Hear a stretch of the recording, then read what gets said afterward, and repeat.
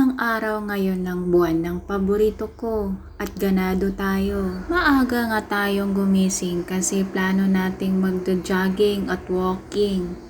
Marami kasing nagsasabing, kain daw ako ng kain at hindi naman tumataba. Siguro nga kailangan ko ng exercise, konting exercise lang. Feeling ko rin hindi na nag-function yung mga nerves ko sa katawan ko.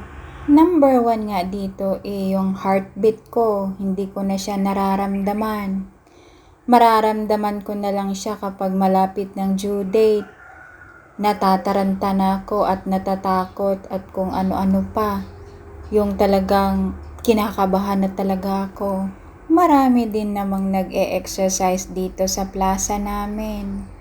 May nagzo-zumba, may mga sexy, may mga siksik din. So ayun, nakikisabay na lang ako sa kanila.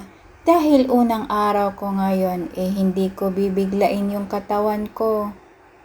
Padahan-dahan lang muna tayo. Kasi kapag nabibigla, dumudugo. Dumudugo.